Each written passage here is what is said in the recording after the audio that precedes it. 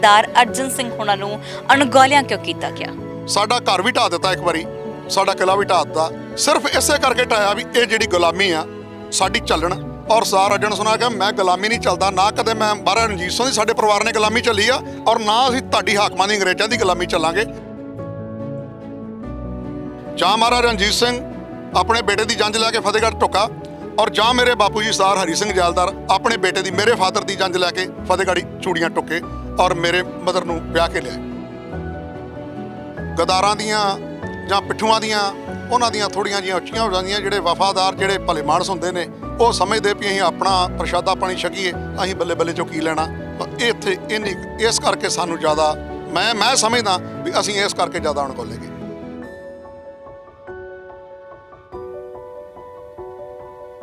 अर्जन सिंह होना ने कितना समा उस फौज विच बताया सी?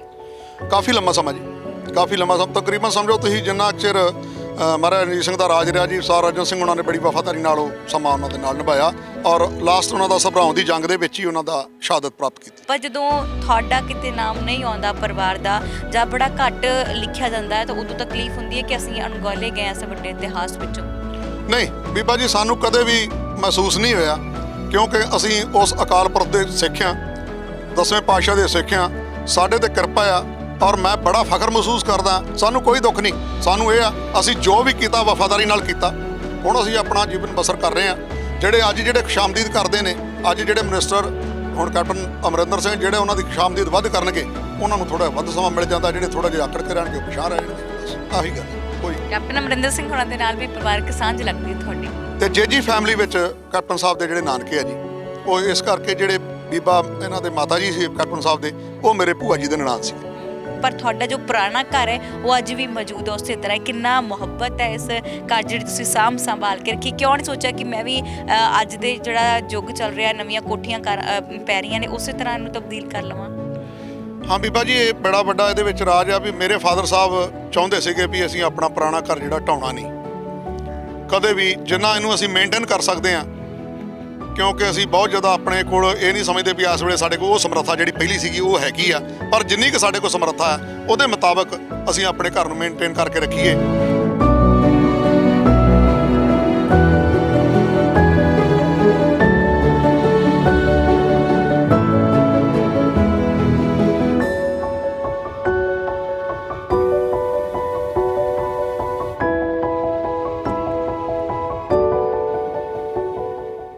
सत श्री अकाल, तुसीं देख रहे हो डेली पोस्ट पंजाबी। मैं हाँ मनदीप कौर संधू। साडा सिख इतिहास बड़ा विशाल है। असी वड्डे वड्डे योद्धियां दियां, महान जरनैलां दियां उदाहरणां दिंदे आं, अपने बच्चों नूं सिखावां दिंदे आं कि इन्हां दियां पैड़ां ते असी भी तुरीए। सरदार हरी सिंह नलूआ की जेकर गल की जाए, सरदार शाम सिंह अटारी की गल की जाए, तो होर योद्धियां दियां भी असीं उदाहरणां दे के अपने बच्चों नूं बड़ियां सिखावां दिंदे आं। पर इन्हां इतिहास के पन्नियां जिथे इन्हां दी बहादरी के किस्से असीं सुणाउने आं, उत्थे एक होर बहादुर जरनैल ने, सरदार अर्जन सिंह ते सरदार करम सिंह।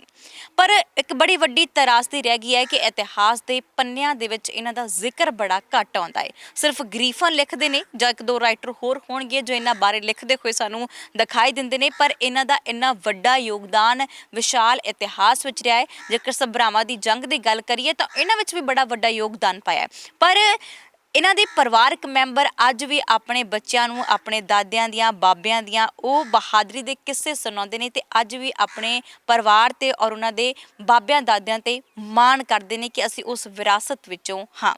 बिल्कुल जी, पहुंचे हुए हैं बटाला विखे ते बटाला दे बिल्कुल उस परिवार दे नाल असीं मुलाकात तुहाडी करावांगे। सरदार अर्जन सिंह होना दा परिवार है जो कि 8वीं पीढ़ी इस वेले चल रही है। साडे नाल ने साहिबजीत सिंह, सो उन्हां दा स्वागत करदे हैं डेली पोस्ट पंजाबी ते। बहुत बहुत स्वागत है सर तुहाडा। धन्नवाद जी, मैं डेली पोस्ट का तहे दिलों धन्नवाद करदा जिन्हां ने सानू याद किया और इत्थे पहुँच की। मैं दोबारा तुहाडा बहुत धन्नवाद करदा। पहला गल कर लेने कि असीं हर जरनैल दे जिहड़े बहादरी दे किस्से सुणाउने आ। सरदार अर्जन सिंह होना नूं अणगौलियां क्यों कीता गया? देखो बीबा जी, सरदार अर्जन सिंह दे फादर जिहड़े सरदार जमैयत सिंह सीगे, उन्हां दा नाम तुहानूं विसर गया पिछों। सरदार करम सिंह जिहड़े सीगे, सरदार करम सिंह जिहड़े सीगे ਉਹ महाराजा रणजीत सिंह ਦੇ ਕਾਫੀ ਕਲੋਜ਼ ਸੀਗੇ, ਬਟ ਕੁਛ ਉਹਨਾਂ ਨਾਲ महाराजा रणजीत सिंह ਨਾਲ ਵਾਦ ਵਿਵਾਦ ਹੋਣ ਕਰਕੇ सरदार करम सिंह ਹੁਣੀ ਬੇਬਾਕ ਜਰਨੈਲ ਸੀਗੇ, ਉਹ ਜਿਹੜੀ ਸੱਚੀ ਗੱਲ ਸੀਗੀ ਉਹ ਹਮੇਸ਼ਾ ਮੂੰਹ ਤੇ ਕਹਿੰਦੇ ਸੀਗੇ। ਕੁਝ ਗੱਲਾਂ ਇਹੋ ਜਿਹੀਆਂ ਜਿਹੜੀਆਂ ਮੈਂ ਗ੍ਰਿਫਨ ਦੀ ਬੁੱਕ ਦੇ ਵਿੱਚੋਂ ਪੜ੍ਹੀਆਂ, ਉਹਦੇ ਤੋਂ ਸਾਬਤ ਹੁੰਦਾ ਕਿ ਇੱਕ ਵਾਰ ਜੋ ਆਰਮੀ ਸੀਗੀ, ਫੌਜ ਜਿਹੜੀ ਆਪਣੀ ਮਹਾਰਾਜਾ ਰਣਜੀਤ ਸਿੰਘ ਦੀ, ਉਹਨਾਂ ਦੀ ਤਨਖਾਹ ਕੱਟ ਦਿੱਤੀ ਗਈ। ਤਨਖਾਹ ਕੱਟ ਦਿੱਤੀ ਗਈ ਤੇ ਉੱਥੇ ਸਾਰੇ ਜਰਨੈਲ ਬੈਠੇ ਸੀਗੇ ਤੇ ਸਕੀਮਾਂ ਲੱਗ ਰਹੀਆਂ, ਕੀ ਹੋ ਸਕਦਾ ਜੀ, ਕੀ ਹੋ ਸਕਦਾ। ਸਰ ਕਰਮ ਸਿੰਘ ਹੋਣਾ ਕਿਹਾ ਜੀ ਜੋ ਵੀ ਆ ਫੌਜ ਤੇ ਫੌਜ ਆ, ਜੇ ਤੁਸੀਂ ਇਹਨੂੰ ਤਨਖਾਹ ਨਹੀਂ ਦਿਓਗੇ ਤੇ ਜੰਗਾਂ ਨਹੀਂ ਲੜੀਆਂ ਜਾਣਗੀਆਂ। ਇਹ ਗ੍ਰਿਫਨ ਦੀ ਰਿਟਨ ਹੈ ਜੀ, ਪੰਜਾਬ ਚੀਫ ਜਿਹੜੀ ਉਹਦੇ ਵਿੱਚ। ਉਹਨਾਂ ਨੇ ਕਿਹਾ ਜੀ ਫਿਰ ਕਿੱਥੋਂ ਦਈਏ ਤਨਖਾਹਾਂ, ਕਾਲ ਪਿਆ ਸੋਕਾ ਪਿਆ। ਸਰ ਕਰਮ ਸਿੰਘ ਹੋਣਾ ਉਸ ਵੇਲੇ ਕਿਹਾ ਜੋ ਰਿਟਨ ਦੇ ਵਿੱਚ ਹੈ, ਉਹਨਾਂ ਕਿਹਾ ਜੀ ਆ ਜਿਹੜੀਆਂ ਰਾਣੀਆਂ ਦੇ ਉੱਤੇ ਤੁਸੀਂ ਬੇਮਤਲਬ ਇੰਨਾ ਸੋਨਾ ਲੱਦਿਆ, ਇਹਨੂੰ ਵੇਚੋ, ਇਹਨੂੰ ਵੇਚ ਕੇ ਤੇ ਇਹਨਾਂ ਆਰਮੀ ਵਾਲਿਆਂ ਨੂੰ ਤਨਖਾਹ ਇਹਨਾਂ ਦੀ ਪੂਰੀ ਕਰੋ, ਇਹਨਾਂ ਨੂੰ ਆਪਣੇ ਬੱਚਿਆਂ ਨੂੰ ਰੋਟੀ ਦੇਣੀ ਆ ਇਹਨਾਂ ਦੀ। ਕਿਉਂਕਿ ਉਸ ਵੇਲੇ ਬਹੁਤ ਵੱਡਾ ਜਿਹੜਾ ਸਰ ਕਰਮ ਸਿੰਘ ਹੋਣਾ ਦਾ ਨਾਮ ਫੌਜ ਨੇ ਬਹੁਤ ਹੀ ਸਤਿਕਾਰ ਉਹਨਾਂ ਦਾ ਕੀਤਾ ਕਿ ਕਿਸੇ ਜਰਨੈਲ ਨੇ ਤੇ ਸਾਡਾ ਹਾ ਦਾ ਨਾਰਾ ਮਹਾਰਾਜੇ ਤੱਕ ਪਹੁੰਚਾਇਆ। ਮਹਾਰਾਜਾ ਸਾਹਿਬ ਨੇ ਉਸ ਵੇਲੇ ਤੇ ਗੱਲ ਸੁਣ ਲਈ, ਪਰ ਉਹਨਾਂ ਨੇ ਬਾਅਦ ਵਿੱਚ ਇਸ ਗੱਲ ਦਾ ਬਹੁਤ ਜ਼ਿਆਦਾ ਗੁੱਸਾ ਮਨਾਇਆ ਔਰ ਉਸ ਗੱਲ ਦਾ ਸਾਨੂੰ ਨਤੀਜਾ ਭੁਗਤਣਾ ਪਿਆ, ਜਿਹਦੇ ਵਿੱਚ ਆਣ ਕੇ ਸਾਡਾ ਕਾਫੀ ਨੁਕਸਾਨ ਹੋਇਆ, ਸਾਡੀ ਜਗੀਰ ਲਾਸ ਕੀਤੀ ਗਈ, ਕਾਫੀ ਕੁਛ ਹੋਇਆ। ਉਦੋਂ ਬਾਅਦ 'ਚ ਸਰ ਕਰਮ ਸਿੰਘ ਹੋਣਾ ਜਾਣ ਤੋਂ ਬਾਅਦ ਸਰ ਜਮਈਤ ਸਿੰਘ ਆਏ। ਫਿਰ ਇਹਨਾਂ ਨੇ ਮਹਾਰਾਜਾ ਸਾਹਿਬ ਨੇ ਉਹਨਾਂ ਨੇ ਕੋਸ਼ਿਸ਼ ਕੀਤੀ ਸੰਧੀ ਕਰਨ ਦੀ, ਪਰ ਸਰ ਜਮਈਤ ਸਿੰਘ ਪਾਵਰਫੁਲ ਸਰਦਾਰ ਸੀਗੇ, ਬਟ ਉਹਨਾਂ ਨੂੰ ਸਮਾਂ ਥੋੜ੍ਹਾ ਮਿਲਿਆ। ਬਟ ਉਦੋਂ ਬਾਅਦ ਸਰ ਅਰਜਨ ਸਿੰਘ ਉਹਨਾਂ ਦੇ ਬੇਟੇ ਸੀ, ਉਹਨਾਂ ਦੇ ਕੋਲ ਮਹਾਰਾਜਾ ਸਾਹਿਬ ਜਿਹੜੇ ਕਾਫੀ ਆਉਣ ਜਾਣ ਉਹਨਾਂ ਦਾ ਬਣ ਗਿਆ। ਔਰ ਜਿਹੜੇ ਸਰ ਸ਼ਾਮ ਸਿੰਘ ਅਟਾਰੀ ਸੀਗੇ, ਉਹ ਸਰ ਅਰਜਨ ਸਿੰਘ ਉਹਨਾਂ ਦੇ ਬਹੁਤ ਹੀ ਕਲੋਜ਼ ਸੀ। ਉਹਨਾਂ ਦੇ ਕਲੋਜ਼ ਹੋਣ ਕਰਕੇ ਸਰ ਅਰਜਨ ਸਿੰਘ ਉਹਨਾਂ ਨੂੰ ਜਰਨੈਲੀ ਵੀ, ਮਹਾਰਾਜਾ ਰਣਜੀਤ ਸਿੰਘ ਨੇ ਜਰਨੈਲੀ ਵੀ ਦਿੱਤੀ ਔਰ ਸਰ ਅਰਜਨ ਸਿੰਘ ਉਹਨਾਂ ਨੇ ਬਹੁਤ ਹੀ ਪਾਵਰਫੁਲ ਜੰਗਾਂ ਜਿਹੜੀਆਂ ਉਹ ਲੜੀਆਂ ਔਰ ਸਰ ਅਰਜਨ ਸਿੰਘ ਜਿਹੜੇ ਸੀਗੇ ਬਹੁਤ ਹੀ ਪਾਵਰਫੁਲ ਜਰਨੈਲ ਹੋ ਕੇ ਨਿਬੜੇ। ਬਟ ਇੱਥੇ ਆਣ ਕੇ ਕਿਤੇ ਨਾ ਕਿਤੇ ਆ ਕੇ ਸਾਡਾ ਜਿਹੜਾ ਸਰ ਅਰਜਨ ਸਿੰਘ ਹੁਣੀ ਸੀਗੇ, ਉਹਨਾਂ ਦੀ ਰਿਸ਼ਤੇਦਾਰੀ ਬੀਬੀ ਚੰਦ ਕੌਰ ਜਿਹੜੀ ਕਿ ਮਹਾਰਾਜਾ ਰਣਜੀਤ ਸਿੰਘ ਦੀ ਨਹੁੰ ਸੀ, ਸਰ ਖੜਕ ਸਿੰਘ ਦੀ ਵਾਈਫ ਸੀ, ਉਹਨਾਂ ਨਾਲ ਮਟਰਨਲ ਮਾਸੀ ਵਾਲਾ ਮਾਸੀਆਂ ਦੇ ਪੁੱਤ ਭਰਾ ਭੈਣ ਸੀਗੇ ਦੋਨੋਂ ਹੀ, ਸਰ ਅਰਜਨ ਸਿੰਘ ਤੇ ਬੀਬਾ ਚੰਦ ਕੌਰ। ਉਹ ਜਦੋਂ ਚੰਦ ਕੌਰ ਖੜਕ ਸਿੰਘ ਉਹਨਾਂ ਨੂੰ ਵਿਆਹੇ ਗਏ ਤੇ ਨੌਨਿਹਾਲ ਸਿੰਘ ਹੁਣੀ ਪੈਦਾ ਹੋਏ ਤੇ ਕੁਦਰਤੀ ਸੀ ਸਾਡਾ ਰਿਸ਼ਤਾ ਸੀ ਉਹਨਾਂ ਨਾਲ। ਸਰ ਅਰਜਨ ਸਿੰਘ ਉਹਨਾਂ ਨੇ ਉਹਨਾਂ ਦੀ ਹੈਲਪ ਕਰਨੀ ਸ਼ੁਰੂ ਕੀਤੀ, ਜਿਹੜੀ ਕਿ ਸਰ ਸ਼ੇਰ ਸਿੰਘ ਜਿਹੜਾ ਸੀਗਾ ਮਹਾਰਾਜਾ ਰਣਜੀਤ ਸਿੰਘ ਦਾ ਦੂਸਰਾ ਬੇਟਾ ਸੀ, ਉਹਨਾਂ ਨੂੰ ਗਵਾਰਾ ਨਹੀਂ ਸੀ। ਔਰ ਉਹ ਸੋਚਦੇ ਸੀਗੇ ਵੀ ਇਹ ਬੜੇ ਪਾਵਰਫੁਲ ਸਰਦਾਰ ਨੇ, ਜਰਨੈਲ ਨੇ, ਇਹਨਾਂ ਨਾ ਕਿਸੇ ਦੀ ਕਦੇ ਗੁਲਾਮੀ ਵੇਖੀ ਆ ਔਰ ਨਾ ਵੇਖਣੀ ਆ। ਜਿਸ ਸਰ ਨੌਨਿਹਾਲ ਸਿੰਘ ਦੀ ਪਿੱਠ ਤੇ ਖੜੀ ਆ ਇੱਕ ਪਾਵਰ, ਤੇ ਉਹ ਰੰਗੜ ਨੰਗਲੀਆਂ ਦੀ ਪਾਵਰ ਖੜੀ ਹੈ।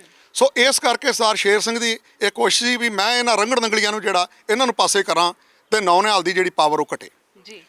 ਸ਼ੇਰ ਸਿੰਘ ਨੇ ਸਾਨੂੰ ਕੋਸ਼ਿਸ਼ ਕਰਕੇ ਆਪਣਾ ਉੱਪਰ ਜਿੰਨਾ ਵੀ ਉਹ ਦਬ ਦਬਾ ਹੋ ਸਕਦਾ ਸੀਗਾ, ਉਹਨੇ ਸਰ ਅਰਜਨ ਸਿੰਘ ਹੋਣਾ ਦਾ ਨੁਕਸਾਨ ਕਰਨ ਦੀ ਕੋਸ਼ਿਸ਼ ਕੀਤੀ।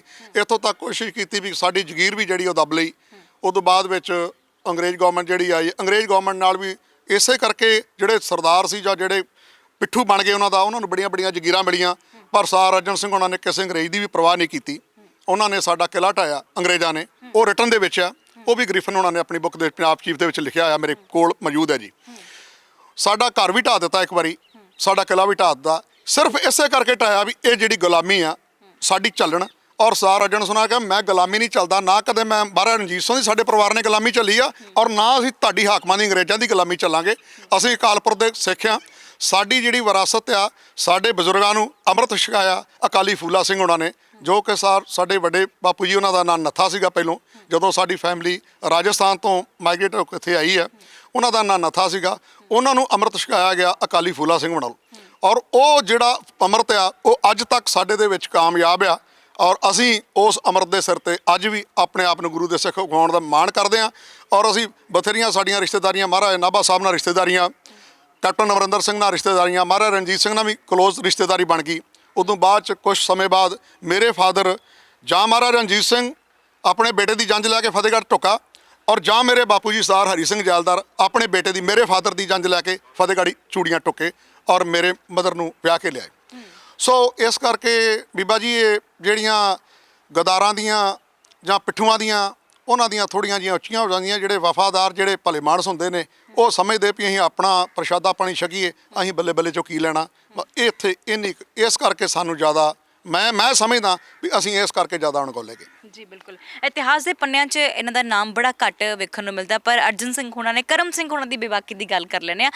ਅਰਜਨ ਸਿੰਘ ਔਰ ਕਰਮ ਸਿੰਘ ਹੋਣਾ ਦਾ ਕੀ ਆਪਸੀ ਰਿਸ਼ਤਾ ਸੀ? ਹਾਂਜੀ, ਸਰਦਾਰ ਕਰਮ ਸਿੰਘ ਦੇ ਪੋਤੇ ਸੀ ਜੀ ਸਰਦਾਰ ਅਰਜਨ ਸਿੰਘ। ਸਰਦਾਰ ਅਰਜਨ ਸਿੰਘ ਜੀ। ਸੋ ਪਹਿਲਾਂ ਕਰਮ ਸਿੰਘ ਹੋਣਾ ਦੀ ਗੱਲ ਕਰਦੇ ਆ। ਇਹ ਮਹਾਰਾਜਾ ਰਣਜੀਤ ਸਿੰਘ ਦੀ ਫੌਜ ਦੀ ਅਗਵਾਈ ਕਰਿਆ ਕਰਦੇ ਸਨ ਕਰਮ ਸਿੰਘ ਹੋਣੀ। ਸੋ ਕਰਮ ਸਿੰਘ ਹੋਣਾ ਜਦੋਂ ਇਹ ਤਨਖਾਹਾਂ ਨਹੀਂ ਤੇ ਆਉਂਦੀਆਂ, ਬੜੇ ਬੇਬਾਕੀ ਦੇ ਨਾਲ ਬੋਲ ਕੇ ਵਾਪਸ ਆ ਜਾਂਦੇ ਨੇ ਆਪਣੇ ਪਿੰਡ ਰੰਗੜ ਨੰਗਲ ਆਉਂਦੇ ਨੇ, ਤੇ ਇੱਥੇ ਆ ਕੇ ਜਦੋਂ ਆਉਂਦੇ ਨੇ ਫਿਰ ਉਹ ਫੌਜ ਦੀ ਅਗਵਾਈ ਕਰਨੀ ਛੱਡ ਦਿੰਦੇ ਨੇ, ਤਾਂ ਨਾਰਾਜ਼ ਹੋ ਕੇ ਆਉਂਦੇ ਦਿੰਦੇ ਨੇ। ਵੈਸੇ ਬੀਬਾ ਜੀ ਸਾਡਾ ਜਿਹੜਾ ਮੇਨ ਅੰਮ੍ਰਿਤਸਰ ਦੇ ਵਿੱਚ ਸੀਗੀ ਕਟੜਾ ਕਰਮ ਸਿੰਘ ਅੱਜ ਵੀ ਮੌਜੂਦ ਆ ਜੀ। ਸਾਡੀ ਸਾਰੀ ਪ੍ਰਾਪਰਟੀ ਜਿਹੜੀ ਆ ਕਟੜਾ ਕਰਮ ਸਿੰਘ ਦੇ ਵਿੱਚ ਅੱਜ ਵੀ ਮੌਜੂਦ ਆ। ਕਟੜਾ ਰੰਗੜ ਨੰਗਲੀਆਂ ਨਾਲ ਵੀ ਜਾਣਿਆ ਜਾਂਦਾ, ਉਹ ਵੀ ਉਸ ਬੁੱਕ ਦੇ ਵਿੱਚ ਲਿਖਿਆ ਹੋਇਆ ਜੀ। ਕਰਮ ਸਿੰਘ ਜਿਹੜੇ ਸੀਗੇ ਉਹਨਾਂ ਨੇ ਆਪਣਾ ਆਰਾਮ ਕਦੇ ਰੰਗੜ ਨੰਗਲ ਆ ਗਏ, ਕਦੇ ਅੰਮ੍ਰਿਤਸਰ, ਉਹਨਾਂ ਦਾ ਦੋਨਾਂ ਥਾਵਾਂ ਤੇ ਹੀ ਉਹਨਾਂ ਦਾ ਟਿਕਾ ਸੀਗਾ, ਕਦੇ ਰੰਗੜ ਨੰਗਲ ਕਦੇ ਅੰਮ੍ਰਿਤਸਰ। ਸੋ ਉਸ ਤੋਂ ਬਾਅਦ ਕਰਮ ਸਿੰਘ ਹੋਣਾ ਦੀ ਵਾਪਸੀ ਹੁੰਦੀ ਹੈ, ਬਾਅਦ ਵਿੱਚ ਮਨਾਇਆ ਜਾਂਦਾ ਉਹਨਾਂ ਨੂੰ, ਤਾਂ ਵਾਪਸੀ ਕਿੱਦਾਂ ਕਰਦੇ ਨੇ? ਵਾਪਸੀ ਬਾਰੇ ਬਹੁਤਾ ਜ਼ਿਆਦਾ ਮੈਨੂੰ ਗਿਆਨ ਨਹੀਂ ਜੀ, ਪਰ ਮੈਨੂੰ ਇੰਨਾ ਪਤਾ ਵੀ ਜਿਹੜਾ ਸਰ ਅਰਜਨ ਸਿੰਘ ਹੋਣਾ ਨਾਲ ਜਿਹੜੀ ਜਿੰਨੀ ਵੀ ਸਾਂਝ ਸੀਗੀ, ਕਿਉਂਕਿ ਉਹ ਸਰ ਅਰਜਨ ਸਿੰਘ ਹੋਣਾ ਨਾਲ ਜਿਹੜੀ ਰਿਸ਼ਤੇਦਾਰੀ ਬਣੀ ਹੈ ਅਟਾਰੀ ਵਾਲਿਆਂ ਦੀ, ਉਹ ਵੀ ਸਰਦਾਰ ਸ਼ਾਮ ਸਿੰਘ ਹੋਣਾ ਦੇ ਬਦੌਲਤ ਹੀ ਹੋਈ। ਸਰਦਾਰ ਸ਼ਾਮ ਸਿੰਘ ਹੋਣਾ ਦੇ ਪਰਿਵਾਰ ਦੇ ਵਿੱਚੋਂ ਬੀਬਾ ਹਰਕੌਰ ਸੀਗੇ, ਜਿਨ੍ਹਾਂ ਦੇ ਬਾਅਦ ਵਿੱਚ ਕੋਈ ਬੱਚਾ ਨਹੀਂ ਹੋਇਆ। ਉਹ ਸਾਹਿਬ ਬਲਵੰਤ ਸਿੰਘ ਹੋਣਾ ਨੂੰ ਉਹਨਾਂ ਦੀ ਮੈਰਿਜ, ਸਾਹਿਬ ਬਲਵੰਤ ਸਿੰਘ ਜਿਹੜੇ ਸੀ ਉਹਨਾਂ ਦੀ ਮੈਰਿਜ ਜਿਹੜੀ ਅਟਾਰੀ ਹੋਈ। ਤੇ ਹੁਣ ਗੱਲ ਕਰ ਲੈਂਦੇ ਹਾਂ ਅਰਜਨ ਸਿੰਘ ਹੋਣਾ ਦੀ। ਸਰਦਾਰ ਅਰਜਨ ਸਿੰਘ ਹੋਣਾ ਨੇ ਜਿਸ ਤਰ੍ਹਾਂ ਸਭਰਾਵਾਂ ਵਾਲੀ ਜੰਗ ਦੇ ਵਿੱਚ ਵੀ ਬਹੁਤ ਹੀ ਬਹਾਦਰੀ ਦੇ ਨਾਲ ਮੁਕਾਬਲਾ ਕੀਤਾ ਮੁਗਲ ਫੌਜਾਂ ਦਾ, ਤੇ ਉਸ ਦੌਰਾਨ ਅਸੀਂ ਗੱਲ ਕਰ ਲੈਂਦੇ ਤੇ ਅਰਜਨ ਸਿੰਘ ਹੋਣਾ ਨੇ ਕਿੰਨਾ ਸਮਾਂ ਉਸ ਫੌਜ ਵਿੱਚ ਬਿਤਾਇਆ ਸੀ? ਕਾਫੀ ਲੰਮਾ ਸਮਾਂ ਜੀ, ਕਾਫੀ ਲੰਮਾ ਸਮਾਂ, ਤਕਰੀਬਨ ਸਮਝੋ ਤੁਸੀਂ ਜਿੰਨਾ ਚਿਰ ਮਹਾਰਾਜਾ ਰਣਜੀਤ ਸਿੰਘ ਦਾ ਰਾਜ ਰਿਹਾ ਜੀ, ਸਰ ਅਰਜਨ ਸਿੰਘ ਹੋਣਾ ਨੇ ਬੜੀ ਵਫਾਦਾਰੀ ਨਾਲ ਉਹ ਸਮਾਂ ਉਹਨਾਂ ਦੇ ਨਾਲ ਨਿਭਾਇਆ, ਔਰ ਲਾਸਟ ਉਹਨਾਂ ਦਾ ਸਭਰਾਵਾਂ ਦੀ ਜੰਗ ਦੇ ਵਿੱਚ ਹੀ ਉਹਨਾਂ ਦਾ ਸ਼ਹਾਦਤ ਪ੍ਰਾਪਤ ਕੀਤੀ। ਕੋਈ ਕਿੱਸਾ ਤੁਹਾਨੂੰ ਯਾਦ ਹੈ ਕਿ ਜਾਂ ਪੜ੍ਹਦੇ ਹੋਵੋਗੇ ਸਰਦਾਰ ਅਰਜਨ ਸਿੰਘ ਹੋਣਾ ਦਾ, ਕੋਈ ਜਾਣਕਾਰੀ ਜ਼ਰੂਰ ਦਿੰਦੇ ਚਲੋ। ਸਰ ਅਰਜਨ ਸਿੰਘ ਹੋਣਾ ਬਾਰੇ ਜਿੰਨਾ ਮੈਂ ਗਿਆਨ ਰੱਖਦਾ ਜੀ ਵੀ ਬਹੁਤ ਇਮਾਨਦਾਰ ਔਰ ਬਹੁਤ ਹੀ ਪਾਵਰਫੁਲ ਜਰਨੈਲ ਸੀਗੇ। ਬਸ ਇੰਨਾ ਕੁ ਤਕਰੀਬਨ ਮੈਂ ਉਹਨਾਂ ਬਾਰੇ ਜਿੰਨਾ ਕੁ ਮੈਂ ਜਾਣਦਾ ਜੀ, ਮੈਂ ਉਨੀ ਗੱਲ ਕਹੂੰਗਾ, ਵਧਾ ਚੜਾ ਕੇ ਮੈਂ ਕੋਈ ਗੱਲ ਨਹੀਂ ਕਰ ਸਕਦਾ। ਜੋ ਵੀ ਜਿੰਨਾ ਮੈਨੂੰ ਪਤਾ, ਇੰਨਾ ਮੈਨੂੰ ਪਤਾ, ਜੋ ਮੈਂ ਪੜ੍ਹਿਆ ਵੀ ਬਹੁਤ ਹੀ ਵਫਾਦਾਰ ਔਰ ਬਹੁਤ ਪਾਵਰਫੁਲ ਜਰਨੈਲ ਸੀ ਸਰ ਅਰਜਨ ਸਿੰਘ। ਜੀ ਬਿਲਕੁਲ, ਗੱਲ ਕਰ ਲੈਂਦੇ ਹਾਂ ਕਿ ਕਦੇ ਦੁੱਖ ਹੁੰਦਾ ਹੈ, ਤੁਸੀਂ ਕਿਤਾਬਾਂ ਪੜ੍ਹਦੇ ਹੋ, ਬਹੁਤ ਸਾਰੀਆਂ ਕਿਤਾਬਾਂ ਪੜ੍ਹਦੇ ਹੋ, ਬੜੀ ਗਿਆਨ ਵੀ ਤੁਸੀਂ ਰੱਖਦੇ ਹੋ, ਇੱਕ ਜਰਨੈਲ ਦੇ ਪਰਿਵਾਰ ਦੇ ਵਿੱਚੋਂ, ਵੰਸ਼ ਦੇ ਵਿੱਚੋਂ ਵੀ ਤੁਸੀਂ, ਤਾਂ ਅਸੀਂ ਕਿਤਾਬਾਂ 'ਚ ਪੜ੍ਹਦੇ ਆਪਣੇ ਬੱਚਿਆਂ ਨੂੰ ਵੀ ਸਿਖਾਉਂਦੇ ਹੁੰਦੇ ਆ, ਤੇ ਇਹ ਜਰਨੈਲ ਉਹ ਆ। ਪਰ ਜਦੋਂ ਤੁਹਾਡਾ ਕਿਤੇ ਨਾਮ ਨਹੀਂ ਆਉਂਦਾ ਪਰਿਵਾਰ ਦਾ, ਜਾਂ ਬੜਾ ਘੱਟ ਲਿਖਿਆ ਜਾਂਦਾ ਹੈ, ਤਾਂ ਉਦੋਂ ਤਕਲੀਫ ਹੁੰਦੀ ਹੈ ਕਿ ਅਸੀਂ ਅਣਗੌਲੇ ਗਏ ਇਸ ਵੱਡੇ ਇਤਿਹਾਸ ਵਿੱਚੋਂ। ਨਹੀਂ ਬੀਬਾ ਜੀ, ਸਾਨੂੰ ਕਦੇ ਵੀ ਮਹਿਸੂਸ ਨਹੀਂ ਹੋਇਆ, ਕਿਉਂਕਿ ਅਸੀਂ ਉਸ ਅਕਾਲ ਪੁਰਖ ਦੇ ਸਿੱਖ ਹਾਂ, 10ਵੇਂ ਪਾਤਸ਼ਾਹ ਦੇ ਸਿੱਖ ਹਾਂ, ਸਾਡੇ ਤੇ ਕਿਰਪਾ ਆ। ਔਰ ਮੈਂ ਬੜਾ ਫਖਰ ਮਹਿਸੂਸ ਕਰਦਾ ਕਿ ਜਿਹੜਾ ਜਰਨੈਲੀ ਖੂਨ ਸੀਗਾ ਉਹ ਦਰ ਬਦਰ ਜਿਹੜਾ ਅੱਜ ਤੱਕ ਮੈਨੂੰ ਇਸ ਗੱਲ ਦਾ ਫਖਰ ਆ ਵੀ ਉਹ ਬਲੱਡ ਜਿਹੜਾ ਸਾਡੇ ਵਿੱਚ ਚੱਲ ਰਿਹਾ, ਕਿ ਜਿਹੜਾ ਬਾਕੀ ਜਰਨੈਲਾਂ ਦੇ ਵਿੱਚ ਜਾਂ ਮੈਂ ਕਿਸੇ ਬਾਰੇ ਕਹਿ ਦਿਆਂ, ਗਲਤ ਗੱਲ ਨਾ ਕੋਈ ਕਹਿ ਦਿਆਂ, ਉਹ ਕਿਤੇ ਨਾ ਕਿਤੇ ਆਣ ਕੇ ਗੜਬੜ ਜ਼ਰੂਰ ਹੋਇਆ, ਕੋਈ ਨਾ ਕੁਛ ਨਾ ਕੁਛ, ਪਰ ਸਾਡੀ ਜਿਹੜੀ ਆ ਤਕਰੀਬਨ ਲਾਈਨ ਜਿਹੜੀ ਅੱਜ ਤੱਕ ਗੁਰੂ ਸਾਹਿਬ ਦੀ ਕਿਰਪਾ ਨਾਲ ਕਲੀਅਰ ਆ। ਸਾਨੂੰ ਕੋਈ ਦੁੱਖ ਨਹੀਂ, ਸਾਨੂੰ ਇਹ ਆ ਅਸੀਂ ਜੋ ਵੀ ਕੀਤਾ ਵਫਾਦਾਰੀ ਨਾਲ ਕੀਤਾ। ਹੁਣ ਅਸੀਂ ਆਪਣਾ ਜੀਵਨ ਬਸਰ ਕਰ ਰਹੇ ਹਾਂ। ਬੜਾ ਮੋਟਾ ਜ਼ਰੂਰ ਕਦੇ ਆ ਜਾਂਦਾ, ਮਨ ਦੇ ਵਿੱਚ ਰੰਜ ਆ ਜਾਂਦਾ ਵੀ ਸਰਦਾਰ ਸ਼ਾਮ ਸਿੰਘ ਅਟਾਰੀ ਜਾਂ ਸਰਦਾਰ ਅਰਜਨ ਸਿੰਘ ਜਿਹੜਾ ਬਿਲਕੁਲ ਪੈਰਲਰ ਸੀਗੇ, ਬਰਾਬਰ ਸੀਗੇ, ਉਹਨਾਂ ਨੂੰ ਜਰਾ ਵੱਧ ਕੋਈ ਮਾਣ ਤਾਣ ਮਿਲ ਜਾਂਦਾ, ਇਸੇ ਕਰਕੇ ਵੀ ਥੋੜੀ ਜਿਹੀ ਉਹ ਜੇ ਕਰ ਲਿਆ ਜਾਵੇ ਜਰਾ ਖੁਸ਼ਾਮਦੀਦ ਕਿਸੇ ਦੀ ਕਰ। ਅੱਜ ਦੀ ਜੋ ਬੀਬਾ ਜੀ ਅੱਜ ਦਾ ਜ਼ਮਾਨਾ ਸੇਮ ਹੀ ਉਹ ਸੀਗਾ ਜੀ, ਜਿਹੜੇ ਖੁਸ਼ਾਮਦੀਦ ਕਰਦੇ ਨੇ, ਅੱਜ ਜਿਹੜੇ ਮਿਨਿਸਟਰ ਹੁਣ ਕੈਪਟਨ ਅਮਰਿੰਦਰ ਸਿੰਘ ਜਿਹੜੇ ਉਹਨਾਂ ਦੀ ਖੁਸ਼ਾਮਦੀਦ ਵੱਧ ਕਰਨਗੇ, ਉਹਨਾਂ ਨੂੰ ਥੋੜਾ ਵੱਧ ਸਮਾਂ ਮਿਲ ਜਾਂਦਾ, ਜਿਹੜੇ ਥੋੜਾ ਜਿਹਾ ਆਕੜ ਕੇ ਰਹਿਣਗੇ ਉਹ ਪਿਛਾਂਹ ਰਹਿ ਜਾਣਗੇ ਜੀ। ਬਸ ਆਹੀ ਗੱਲ ਹੈ ਜੀ। ਕੋਈ ਕੈਪਟਨ ਅਮਰਿੰਦਰ ਸਿੰਘ ਹੋਣਾ ਦੇ ਨਾਲ ਵੀ ਪਰਿਵਾਰਕ ਸਾਂਝ ਲੱਗਦੀ ਤੁਹਾਡੀ? ਕੈਪਟਨ ਅਮਰਿੰਦਰ ਸਿੰਘ ਨਾਲ ਸਾਡੀ ਇਹ ਸਾਂਝ ਆ ਜੀ, ਜਿਹੜੇ ਮੇਰੇ ਭੂਆ ਜੀ ਆ, ਮੇਰੇ 2-3 ਭਾਈ, ਮੇਰੇ ਫਾਦਰ ਸਾਹਿਬ ਰਜਿੰਦਰ ਸਿੰਘ, ਉਹਨਾਂ ਤੋਂ ਛੋਟੇ ਸਰਦਾਰ ਇੰਦਰਜੀਤ ਸਿੰਘ, ਉਹਨਾਂ ਤੋਂ ਛੋਟੇ ਸਰਦਾਰ ਕਮਰਜੀਤ ਸਿੰਘ, ਤੇ ਮੇਰੇ ਭੂਆ ਜੀ ਸੁਖਜਿੰਦਰ ਕੌਰ, ਇਹ 4 ਭੈਣ ਭਾਈ ਸੀਗੇ ਜੀ। 3 ਜਲਦਾਰ ਸਾਹਿਬ ਸਰਦਾਰ ਹਰੀ ਸਿੰਘ, ਜਿਹੜੇ ਉਹਨਾਂ ਦੇ 4 ਬੱਚੇ ਸੀਗੇ। ਇਹ ਜਿਹੜੇ ਬੀਬਾ ਜੀ ਸਾਡੇ ਭੂਆ ਜੀ ਸੀਗੇ ਜੀ, ਇਹ ਮੈਰਿਡ ਸੀਗੇ ਜੀ ਆਪਣੀ ਜੇਜੀ ਫੈਮਿਲੀ ਵੱਲ, ਤੇ ਜੇਜੀ ਫੈਮਿਲੀ ਵਿੱਚ ਕੈਪਟਨ ਸਾਹਿਬ ਦੇ ਜਿਹੜੇ ਨਾਨਕੇ ਆ ਜੀ, ਉਹ ਇਸ ਕਰਕੇ ਜਿਹੜੇ ਬੀਬਾ ਇਹਨਾਂ ਦੇ ਮਾਤਾ ਜੀ ਸੀ ਕੈਪਟਨ ਸਾਹਿਬ ਦੇ, ਉਹ ਮੇਰੇ ਭੂਆ ਜੀ ਦੇ ਨਨਾਣ ਸੀਗੇ। ਤੇ ਇਹ ਰਿਸ਼ਤੇਦਾਰੀ ਸੀ ਤੁਹਾਡੇ, ਤੇ ਹੁਣ ਤਾਂ ਮਿਲਣਾ ਜੁਲਣਾ ਹੁੰਦਾ ਹੋਏਗਾ ਉਹਨਾਂ ਦੇ ਨਾਲ ਕਿ ਨਹੀਂ, ਘੱਟ ਸਾਂਝ ਆ? ਬਸ ਠੀਕ ਆ ਜੀ, ਫਤਿਹ ਜ਼ਰੂਰ ਬੁਲਾ ਲਈਦੀ ਹੈ ਕਦੇ ਕਦਾਈ, ਕਦੇ ਨਾ ਕਦੇ ਜਦੋਂ ਕਦੇ ਮੇਲ ਗੇਲ ਹੋਵੇ, ਥੋੜਾ ਬਹੁਤਾ ਉਹਨਾਂ ਨੂੰ ਵੀ ਪਤਾ ਲੱਗ ਜਾਂਦਾ ਵੀ ਇਹ ਕਿਤੇ ਨਾ ਕਿਤੇ ਕੋਈ ਨਾ ਕੋਈ ਹੈ ਅੰਸ਼ ਇਹਨਾਂ ਦੇ ਵਿੱਚ, ਤੇ ਹੋ ਹੀ ਜਾਂਦੀ ਹੈ ਜੀ ਫਤਿਹ, ਕਦੇ ਨਾ ਕਦੇ ਸਾਂਝ ਹੋ ਜਾਂਦੀ। ਬਾਕੀ ਥੋੜਾ ਜਿਹਾ ਵਿਸਰ ਗਿਆ ਜੀ ਤੁਹਾਨੂੰ ਸਾਡੀ ਰਿਸ਼ਤੇਦਾਰੀ। ਸਰ ਅਰਜਨ ਸਿੰਘ ਉਹਨਾਂ ਦੇ ਇੱਕ ਸਿਸਟਰ ਸੀਗੇ ਬੀਬਾ ਮਾਨਕ ਕੌਰ, ਉਹ ਮਹਾਰਾਜਾ ਦਵਿੰਦਰ ਸਿੰਘ ਨਾਭਾ ਨੂੰ ਮੈਰਿਡ ਸੀਗੇ ਜੀ। ਤੇ ਜਿਸ ਵੇਲੇ ਜਦੋਂ ਅਰਜਨ ਸਿੰਘ ਨੂੰ ਡੈਥ ਹੋ ਗਈ ਹੈ, ਉਸ ਵੇਲੇ ਸਾਹਿਬ ਬਲਵੰਤ ਸਿੰਘ ਤੇ ਅਵਤਾਰ ਸਿੰਘ ਉਹਨਾਂ ਦੇ ਬੇਟੇ ਰਹਿ ਗਏ ਤੇ ਛੋਟੇ ਰਹਿ ਗਏ। ਉਸ ਵੇਲੇ ਕੋਈ ਇੱਥੇ ਹਾਲਾਤ ਨਹੀਂ, ਬਹੁਤ ਮਾੜੇ ਸੀਗੇ। ਉਹਨਾਂ ਬੱਚਿਆਂ ਨੂੰ ਫਿਰ ਉੱਥੇ ਲਿਜਾ ਕੇ ਬੀਬਾ ਜੀ ਨੇ, ਉਹਨਾਂ ਨੇ ਬੀਬਾ ਮਾਨ ਕੌਰ ਨੇ ਇਸ ਰਿਆਸਤ ਦੇ ਵਿੱਚੋਂ ਕੱਢ ਕੇ ਉਹਨਾਂ ਨੂੰ ਨਾਭੇ ਰਿਆਸਤ ਦੇ ਵਿੱਚ ਰੱਖਿਆ। ਔਰ ਜਿੰਨਾ ਸਮਾਂ ਉਹਨਾਂ ਨੇ ਉੱਥੇ ਰਹੇ, ਜਦੋਂ ਆਪਣੇ ਸਿਰ ਤੇ ਹੋ ਗਏ, ਫਿਰ ਵਾਪਸ ਆਪਣੀ ਮਹਾਰਾਣੀ ਚੰਦ ਕੌਰ ਦੀ ਤੁਸੀਂ ਗੱਲ ਕਰ ਰਹੇ ਸੀ, ਉਹਨਾਂ ਦੇ ਨਾਲ ਕੀ ਰਿਸ਼ਤਾ ਸੀ ਤੁਹਾਡਾ? ਮਹਾਰਾਣੀ ਚੰਦ ਕੌਰ ਜਿਹੜੇ ਸੀਗੇ ਜੀ, ਉਹ ਜਰਨਲ ਜਿਹੜੇ ਅਰਜਨ ਸਿੰਘ ਸੀਗੇ ਉਹਨਾਂ ਦੇ ਮਟਰਨਲ ਸੀਗੇ, ਮਾਸੀ ਦੀ ਬੇਟੀ, ਮਾਸੀ ਦੇ ਪੁੱਤ, ਮਾਸੀ ਦੀ ਬੇਟੀ। ਹਾਂਜੀ, ਠੀਕ ਹੈ। ਤੇ ਇਸ ਤੋਂ ਬਾਅਦ ਅਸੀਂ ਗੱਲ ਕਰ ਲੈਂਦੇ ਹਾਂ ਕਿ ਅਰਜਨ ਸਿੰਘ ਹੁਣਾਂ ਤੋਂ ਬਾਅਦ ਲਗਾਤਾਰ ਤੁਹਾਡੀ ਪੀੜ੍ਹੀ ਦੀ ਲਗਾਤਾਰ ਚੱਲਦੀ ਆਈ ਹੈ। ਬਲਵੰਤ ਸਿੰਘ ਹੁਣਾਂ ਦੀ ਗੱਲ ਕਰ ਦਿੰਦੇ ਹਾਂ। ਅੱਜ ਅਸੀਂ ਬਲਵੰਤ ਸਿੰਘ ਹੁਣਾਂ ਦੀ ਸਮਾਧ 'ਤੇ ਹੀ ਬੈਠੇ ਹੋਏ ਹਾਂ, ਜਿੱਥੇ ਅਸੀਂ ਗੱਲਬਾਤ ਕਰ ਰਹੇ ਹਾਂ। ਉਹਨਾਂ ਦੇ ਪਰਿਵਾਰ ਦੀ 8ਵੀਂ ਪੀੜ੍ਹੀ ਦੇ ਨਾਲ ਗੱਲ ਹੋ ਰਹੀ ਹੈ। ਤਾਂ ਫਿਰ ਲਗਾਤਾਰ ਸਮਾਂ ਬੀਤਦਾ ਗਿਆ, ਬੱਚਿਆਂ ਨੂੰ ਸਿਖਾਉਂਦੇ ਰਹੇ। ਸਰਦਾਰ ਨੱਥਾ ਸਿੰਘ ਸਭ ਤੋਂ ਪਹਿਲਾਂ ਤੁਸੀਂ ਜਾਣਕਾਰੀ ਦੇ ਰਹੇ ਸੀ। ਅਸੀਂ ਪਹਿਲਾਂ ਵੀ ਆਫ ਦਾ ਰਿਕਾਰਡ ਜਦੋਂ ਅਸੀਂ ਗੱਲ ਕਰ ਰਹੇ ਸੀ, ਤਾਂ ਉਦੋਂ ਤੁਸੀਂ ਅੱਖਾਂ ਭਰ ਆਏ ਸੀ ਨੱਥਾ ਸਿੰਘ ਦੀ ਗੱਲ ਕਰਦੇ ਕਰਦੇ। ਉਹ ਕਾਰਨ ਕੀ ਸੀਗਾ? ਇਹ ਬੀਬਾ ਜੀ ਬੜੀ ਵੱਡੀ ਲੰਮੀ ਸਟੋਰੀ ਆ। ਮੈਂ ਸ਼ਾਰਟਲੀ ਤੁਹਾਨੂੰ ਜਿੰਨੀ ਕੁ ਦੱਸ ਸਕਦਾ ਦੱਸ ਦੇਣਾ। ਜਦੋਂ ਫੈਮਿਲੀ ਸਾਡੀ ਮਾਈਗ੍ਰੇਟ ਹੋ ਕੇ ਰਾਜਸਥਾਨ ਤੋਂ ਆਈ ਹੈ, ਜਿਹੜੇ ਇੱਥੋਂ ਦੇ ਲੋਕ ਸੀਗੇ, ਉਹਨਾਂ ਨੇ ਜਦੋਂ ਇਹਨਾਂ ਨੂੰ ਵੇਖਿਆ ਵੀ ਇਹ ਫੈਮਿਲੀ ਇੱਕ ਮਾਈਗ੍ਰੇਟ ਹੋ ਕੇ ਇੱਥੇ ਆ ਗਈ ਆ ਔਰ ਇਹ ਬਹੁਤ ਪਾਵਰਫੁਲ ਲੱਗ ਰਹੇ ਆ, ਦੱਸਣ ਦੇ ਮੁਤਾਬਕ ਇਹ ਉੱਥੋਂ ਦੇ ਰਾਜਸਥਾਨ ਦੇ ਰਾਜੇ ਆ, ਉਹਨਾਂ ਨੇ ਮਹਿਸੂਸ ਕੀਤਾ ਵੀ ਕਦੇ ਨਾ ਕਦੇ ਸ਼ਾਇਦ ਸਾਨੂੰ ਇਹਨਾਂ ਦੀ ਗੁਲਾਮੀ ਕਰਨੀ ਪਊਗੀ। ਉਹਨਾਂ ਨੇ ਸਾਰੇ ਇਲਾਕੇ ਨੇ ਇਕੱਠੇ ਹੋ ਕੇ ਤੇ ਮਤਾ ਪਕਾਇਆ ਵੀ ਇਹਨਾਂ ਦੇ ਨਾਲ ਕਿਸ ਤਰੀਕੇ ਨਾਲ ਨਜਿੱਠਿਆ ਜਾ ਸਕਦਾ। ਉਹਨਾਂ ਨੇ ਕਿਹਾ ਜੀ ਇਹਨਾਂ ਨਾਲ ਨਜਿੱਠਿਆ ਜਾ ਸਕਦਾ ਵੀ ਇਹਨਾਂ ਨੂੰ ਮਾਰੋ, ਖਤਮ ਕਰੋ, ਲੜਾਈ ਅਸੀਂ ਇਹਨਾਂ ਨਾਲ ਲੜ ਨਹੀਂ ਸਕਦੇ, ਤੇ ਕੋਈ ਨਾ ਕੋਈ ਘਿਨਾਉਣੀ ਕਾਰਵਾਈ ਇਹੋ ਜਿਹੀ ਕਰੋ ਵੀ ਇਹਨਾਂ ਨੂੰ ਫੈਮਿਲੀ ਸਾਰੀ ਖਤਮ ਕਰੋ। ਦੱਸਣ ਮੁਤਾਬਕ ਹੈ ਜੀ, ਪੁਰਾਤਨ ਬਜ਼ੁਰਗਾਂ ਦੇ ਮੁਤਾਬਕ, ਉਸ ਵੇਲੇ ਉਹਨਾਂ ਨੇ ਆ ਕੇ ਸਾਰਿਆਂ ਨੇ ਬੇਨਤੀ ਕੀਤੀ ਇਹਨਾਂ ਦੇ ਜਿਹੜੀ ਫੈਮਿਲੀ ਸਾਡੀ ਵੀ ਆਓ ਜੀ ਅਸੀਂ ਤੁਹਾਨੂੰ ਰਾਤਰੀ ਦਾ ਭੋਜਨ ਦੇਣਾ, ਪਰ ਸਾਡਾ ਇਹ ਬੇਨਤੀ ਪ੍ਰਵਾਨ ਕਰੋ ਵੀ ਕੋਈ ਵੀ ਫੈਮਿਲੀ ਦੇ ਵਿੱਚੋਂ ਰਹਿ ਨਾ ਜਾਵੇ, ਸਾਰਾ ਪਰਿਵਾਰ ਸਾਡੇ ਆਣ ਕੇ ਤੇ ਸਾਡਾ ਪਵਿੱਤਰ ਕਰੋ। ਤੁਸੀਂ ਆਏ ਹੋ ਤੇ ਹਮੇਸ਼ਾ ਜਿਹੜਾ ਗੈਸਟ ਹੁੰਦਾ ਬਾਹਰੋਂ ਆਉਂਦਾ, ਉਹਦੀ ਜਿਹੜੀ ਆ ਵੈਲਕਮ ਉਹਨੂੰ ਕੀਤਾ ਜਾਂਦਾ। ਅਸੀਂ ਤੁਹਾਨੂੰ ਵੈਲਕਮ ਵਾਸਤੇ ਮਤਲਬ ਉੱਥੇ ਰਾਤਰੀ ਦਾ ਭੋਜਨ ਦਿੰਦੇ ਹਾਂ। ਤਾਂ ਉਹਨਾਂ ਨੇ ਸਲਾਹ ਕੀਤੀ ਵੀ ਹਾਂ ਠੀਕ ਆ ਬਾਈ, ਫੈਮਿਲੀ ਭਲੀ ਮਾਨਸ ਸ਼ਰਾਫਤ ਦੇ ਅੰਸ਼ ਜਿਹੜੇ ਆ ਤੁਹਾਨੂੰ ਮੈਂ ਪਹਿਲਾਂ ਦੱਸ ਚੁੱਕਾ। ਉਹਨਾਂ ਦੇ ਮਨ ਦੇ ਵਿੱਚ ਕੋਈ ਇਹੋ ਜਿਹੀ ਗੱਲਬਾਤ ਨਹੀਂ, ਠੀਕ ਆ ਸਾਨੂੰ ਸੱਦਿਆ ਗਿਆ ਅਸੀਂ ਜਾਵਾਂਗੇ। ਉਹ ਉੱਥੇ ਗਏ ਜਦੋਂ, ਤਾਂ ਕਹਿੰਦੇ ਜੀ ਵੀ ਉੱਥੇ ਵਾਈਟ ਚਾਦਰ ਵਿਛਾਈ ਸੀ ਬਹੁਤ ਵੱਡੀ ਗੋਲ ਧਾਰੇ 'ਚ, ਤੇ ਆਲੇ ਦੁਆਲੇ ਉਹ ਸਾਰੇ ਖੜੇ ਸੀਗੇ ਉਹਨਾਂ ਨੂੰ ਵੈਲਕਮ ਕਰਨ ਲਈ। ਤੇ ਉਹ ਸਾਰੀ ਫੈਮਿਲੀ ਜਿਹੜੇ ਚਲੇ ਗਏ, ਤੇ ਇੱਕ ਜਿਹੜੇ ਮਾਤਾ ਜੀ ਸੀਗੇ ਜਿਹੜੇ ਪ੍ਰੈਗਨੈਂਟ ਸੀ ਉਸ ਵੇਲੇ, ਉਹ ਨਹੀਂ ਗਏ ਕਿਉਂਕਿ ਉਹ ਪ੍ਰੈਗਨੈਂਸੀ ਡਿਊਰਿੰਗ ਪ੍ਰੈਗਨੈਂਸੀ ਇਸ ਕਰਕੇ ਹੀ ਨਹੀਂ ਗਏ। ਉਹਨਾਂ ਨੇ ਜਦੋਂ ਬਾਕੀ ਪਰਿਵਾਰ ਨੂੰ ਉੱਥੇ ਵੇਖ ਲਿਆ, ਸੱਦ ਲਿਆ, ਤੇ ਉਹਨਾਂ ਨੇ ਨੇੜੇ ਨੇੜੇ ਬਾਹਰ ਹੋ ਕੇ ਤੇ ਉਹਨਾਂ ਨੇ ਜਦੋਂ ਚਾਦਰ ਵਿਛਾਈ ਤੇ ਉਹਨਾਂ ਆਖਿਆ ਬੈਠੋ ਜੀ। ਉਸ ਥੱਲੇ ਜਿਹੜਾ ਸੀਗਾ ਉੱਥੇ ਖੂਹ ਸੀ, ਖੂਹ ਦੇ ਉੱਤੇ ਚਾਦਰ ਵਿਛਾਈ ਸੀ, ਉਹਨਾਂ ਨੇ ਉਹ ਧੱਕਾ ਦੇ ਕੇ ਤਾਂ ਸਾਰਾ ਪਰਿਵਾਰ ਹੀ ਉਹ ਖਤਮ ਕਰ ਦਿੱਤਾ। ਜਦੋਂ ਉਹਨਾਂ ਨੂੰ ਮਾਤਾ ਜੀ ਨੂੰ ਪਤਾ ਲੱਗਾ ਵੀ ਉੱਥੇ ਆਹ ਘਟਨਾ ਵਾਪਰ ਗਈ ਆ, ਉਹ ਵਿਚਾਰੇ ਪਤਾ ਨਹੀਂ ਕਿਤਨਾ ਦੁੱਖ ਸੁੱਖ ਝੱਲਦੇ ਆਪਣੇ ਪੇਰੈਂਟਸ ਕੋਲ ਪਹੁੰਚ ਗਏ। ਪੇਰੈਂਟਸ ਕੋਲ ਪਹੁੰਚ ਕੇ ਤੇ ਉਹਨਾਂ ਨੇ ਉੱਥੇ ਆਪਣਾ ਬੱਚੇ ਨੂੰ ਜਨਮ ਦਿੱਤਾ। ਉਹ ਸਾਡੇ ਪਿੰਡ ਜਿਹੜੀ ਹਿੰਦੂ ਫੈਮਿਲੀ ਸੀ, ਪੰਡਤ ਸੀਗੇ ਜਿਹੜੇ, ਉਹਨਾਂ ਨੂੰ ਜਿਸ ਤਰ੍ਹਾਂ ਪੰਡਤ ਕਾਫੀ ਦੂਰ ਤੱਕ ਜਾਣਕਾਰੀ ਰੱਖਦੇ ਸੀਗੇ, ਉਹਨਾਂ ਨੂੰ ਪਤਾ ਲੱਗਿਆ ਵੀ ਉੱਥੇ ਉਹ ਜਿਹੜੀ ਬੀਬੀ ਜਿਹੜਾ ਪਰਿਵਾਰ ਆਇਆ ਸੀਗਾ, ਉਹਨਾਂ ਦੇ ਲੜਕਾ ਪੈਦਾ ਹੋਇਆ, ਪਰ ਉਹਨਾਂ ਦੀ ਮਾਂ ਉਹਨਾਂ ਨੂੰ ਜ਼ਿਕਰ ਨਹੀਂ ਸੀ ਕਰਦੀ ਵੀ ਅਸੀਂ ਕਿੱਥੋਂ ਦੇ ਆ ਕਿੱਥੋਂ ਦੇ ਨਹੀਂ। ਉਹਨਾਂ ਨੂੰ ਕਿਸੇ ਵੇਲੇ ਉਸ ਪਿੰਡ ਵਾਲਿਆਂ ਨੇ ਕਿਹਾ, ਇਹ ਵੇਖੋ ਬੜੇ ਤਕੜੇ ਪਰਿਵਾਰ ਦਾ ਬੱਚਾ ਤੇ ਇੱਥੇ ਵਿਚਾਰਾ ਇਹ ਜੀਵਨ ਆਪਣਾ ਬਸਰ ਕਰ ਰਿਹਾ। ਉਸ ਵੇਲੇ ਤਕਰੀਬਨ ਬਾਪੂ ਜੀ ਦੀ, ਨੱਥਾ ਜੀ ਦੀ ਉਮਰ ਤਕਰੀਬਨ ਉਸ ਵੇਲੇ 18 ਸਾਲ ਦੇ ਏੜ ਗੇੜ ਦੇ ਵਿੱਚ ਦੱਸਦੇ ਨੇ। ਉਹ ਕਹਿੰਦੇ ਉਹਨਾਂ ਨੇ ਕਿਹਾ, ਜਦੋਂ ਉਹਨਾਂ ਨੇ ਸੁਣ ਲਿਆ ਤਾਂ ਉਹਨਾਂ ਆਪਣੀ ਮਦਰ ਨੂੰ ਆ ਕੇ ਕਿਹਾ ਜੀ ਐਕਚੁਅਲ ਪਿੰਡ ਸਾਡਾ ਕਿਹੜਾ ਮੈਨੂੰ ਦੱਸੋ। ਤੇ ਉਹਨਾਂ ਨੇ ਕਿਹਾ ਬੇਟਾ ਆਪਣਾ ਪਿੰਡ ਹੀ ਹੈ। ਉਹਨਾਂ ਕਹਿੰਦੇ ਬੀਜੀ ਤੁਸੀਂ ਝੂਠ ਬੋਲਦੇ ਹੋ, ਜਿਹੜਾ ਅਸਲੀ ਪਿੰਡ ਆ ਮੈਨੂੰ ਉਹ ਦੱਸੋ, ਜੇ ਤੁਸੀਂ ਨਹੀਂ ਦੱਸੋਗੇ ਫਿਰ ਮੈਂ ਪੁੱਛਣ ਚਲੇ ਜਾਊਂਗਾ, ਨੁਕਸਾਨ ਹੋ ਜਾਊਗਾ, ਸ਼ਾਇਦ ਮੇਰਾ ਵੀ ਹੋ ਜੇ, ਤੇ ਤੁਸੀਂ ਮੈਨੂੰ ਦੱਸੋ ਪਤਾ ਨਹੀਂ ਕੀ ਹੋ। ਉਹਨਾਂ ਨੇ ਦੱਸਿਆ ਤੇਰਾ ਅਸਲੀ ਪਿੰਡ ਰੰਗਲ ਡੰਗਲਿਆ, ਤੇ ਉੱਥੇ ਸਾਡੇ ਨਾਲ ਆਹ ਘਟਨਾ ਵਾਪਰੀ। ਦੱਸਣਾ ਪਿਆ ਉਹਨਾਂ ਨੂੰ। ਉਹ ਫਿਰ ਕਹਿੰਦੇ ਕਿਸੇ ਤਰੀਕੇ ਨਾਲ ਬਚਦੇ ਬਚਾਉਂਦੇ ਇੱਥੇ ਆਏ, ਪਿੰਡ ਦੇ ਵਿੱਚ ਆਏ ਜਦੋਂ, ਤੇ ਇੱਕ ਪੰਡਤ ਸੀਗੇ ਫੈਮਿਲੀ, ਉਹਨਾਂ ਦੇ ਬਜ਼ੁਰਗ ਜਿਹੜੇ, ਉਹਨਾਂ ਨੇ ਕਿਹਾ, ਪੁੱਛਿਆ ਉਹਨਾਂ ਨੇ ਆ ਕੇ ਜਦੋਂ, ਤੇ ਉਹਨਾਂ ਨੇ ਕਿਹਾ ਕਾਕਾ ਤੂੰ ਰੰਦੇਓ ਦਾ ਲੜਕਾ? ਉਹਨਾਂ ਨੇ ਕਿਹਾ ਹਾਂਜੀ ਮੈਂ ਰੰਦੇਓ ਦਾ ਲੜਕਾ, ਤੁਸੀਂ ਬਿਲਕੁਲ ਸਹੀ ਪਛਾਣਿਆ।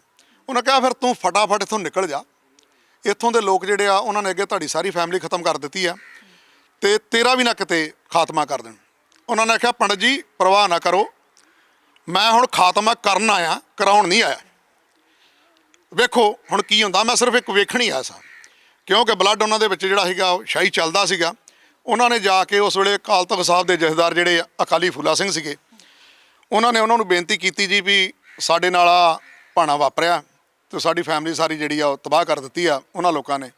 ਉਹਨਾਂ ਕਿਹਾ ਬੇਟਾ ਤੂੰ ਅੰਮ੍ਰਿਤ ਛਕਿਆ?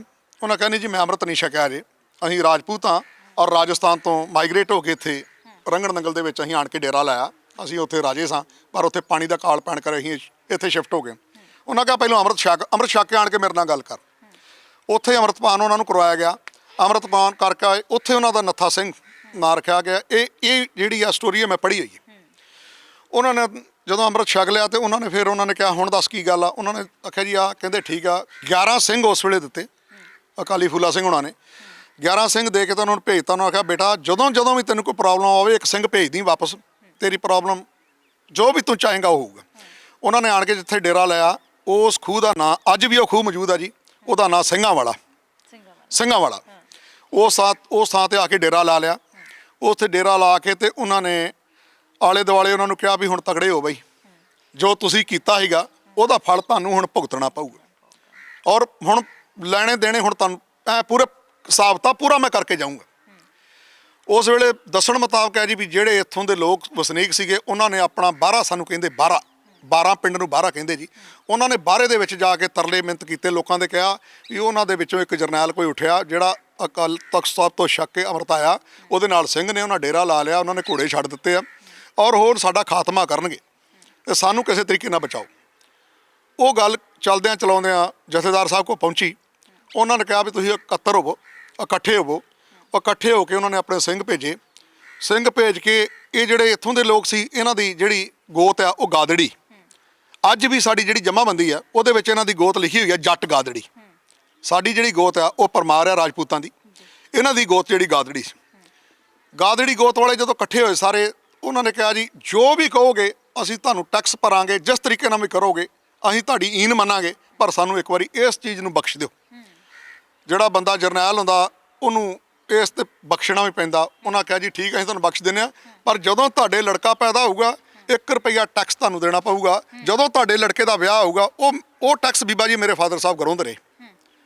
ਮੇਰੇ ਫਾਦਰ ਸਾਹਿਬ ਨੇ ਛੱਡਿਆ ਉਹ ਟੈਕਸ ਗਰਾਉਣਾ, ਬਾਅਦ ਉਦੋਂ ਤੱਕ ਗਰਾਉਂਦੇ ਰਹੇ ਉਹ। ਫਿਰ ਇਹਨਾਂ ਨੇ ਜਿਹੜੇ ਇੱਥੋਂ ਵਾਲੇ ਲੋਕ ਸੀ ਇਹਨਾਂ ਨੇ ਕਿਹਾ ਜੀ ਅਸੀਂ ਤੁਹਾਡੇ ਬੱਚੇ ਹਾਂ ਤੇ ਸਾਨੂੰ ਆਪਣੀ ਜਿਹੜੀ ਅਸੀਂ ਅੱਜ ਤੋਂ ਗਾਦੜੀ ਨਹੀਂ ਲਿਖਾਂਗੇ, ਅੱਜ ਤੋਂ ਅਸੀਂ ਤੁਹਾਡੇ ਬੱਚੇ ਬਣ ਗਏ, ਤੁਸੀਂ ਬਜ਼ੁਰਗ ਹੋ, ਸਾਡੇ ਬਾਪ ਹੋ ਸਾਡੇ, ਅੱਜ ਤੋਂ ਅਸੀਂ ਪਰਮਾਰ ਲਿਖਣਾ ਸ਼ੁਰੂ ਕਰ ਦਿੱਤਾ। ਇਹ 12 ਪਿੰਡ ਸਾਡੇ ਜਿਹੜੇ ਨੇ ਜੀ ਇਹਨਾਂ ਨੇ ਪਰਮਾਰ ਲਿਖਣਾ ਉਦੋਂ ਤੋਂ ਸ਼ੁਰੂ ਕੀਤਾ। ਵੈਸੇ ਅੱਜ ਵੀ ਜੇ ਇਹਨਾਂ ਨੇ ਕੱਢਣਾ ਹੋਵੇ, ਕੋਈ ਮੇਰੇ ਨਾਲ ਕਿਸੇ ਨੇ ਡਿਬੇਟ ਕਰਨੀ ਹੋਵੇ ਤੇ ਮੈਂ ਅੱਜ ਇਹ ਵੀ ਇਹਨਾਂ ਦੀ ਗੋਤ ਕਢਾ ਦੂੰਗਾ। ਜਮ੍ਹਾਂਬੰਦੀ ਦੇ ਵਿੱਚ ਲਿਖਿਆ ਹੋਇਆ ਜੱਟ ਗਾਦੜੀ ਸਾਡੇ ਰੰਗੜ ਨੰਗਲ।